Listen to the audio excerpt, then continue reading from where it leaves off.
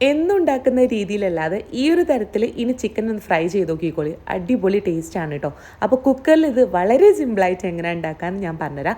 ഈ കാണുന്ന സാമഗ്രികളെല്ലാം കൂടെ കുക്കറിലിട്ടിട്ട് ആദ്യം ഒരു 2 വിസിലടിച്ചിട്ട് ഒന്ന് വേവിച്ചെടുക്കണം കേട്ടോ. ഡീറ്റെയിൽസ് ആയിട്ട് ഞാൻ ഇതിനെ എങ്ങനെയൊക്കെ എന്തൊക്കെയാണെന്നൊക്കെ താഴെ കൊടുത്തിട്ടുണ്ട്.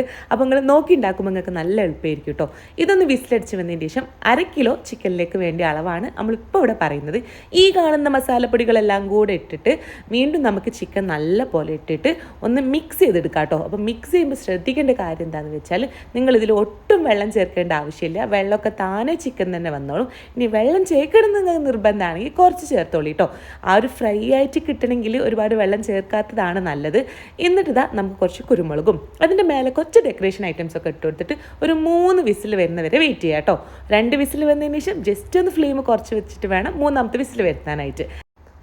ഇങ്ങനെ ട്രൈ ചെയ്ത് നോക്കിയാൽ നിങ്ങൾക്ക് റെസ്റ്റോറൻറ്റിൽ നിന്ന് കിട്ടുന്നതിനേക്കാളും സൂപ്പർ ടേസ്റ്റിൽ പെപ്പർ ചിക്കൻ വീട്ടിലുണ്ടാക്കാം കേട്ടോ. നമ്മൾ ഒട്ടും തന്നെ വെള്ളം ചേർത്തിട്ടില്ല. പക്ഷേ നിങ്ങൾ കണ്ടില്ലേ, അത്യാവശ്യം വെള്ളമൊക്കെ ഒരു ഗ്രേവി നമുക്ക് വന്നിട്ടുണ്ട്. അപ്പോൾ എന്തായാലും ട്രൈ ചെയ്ത് നോക്കാം. നെക്സ്റ്റ് ഒരു വീഡിയോയിൽ കാണാം. ബൈ.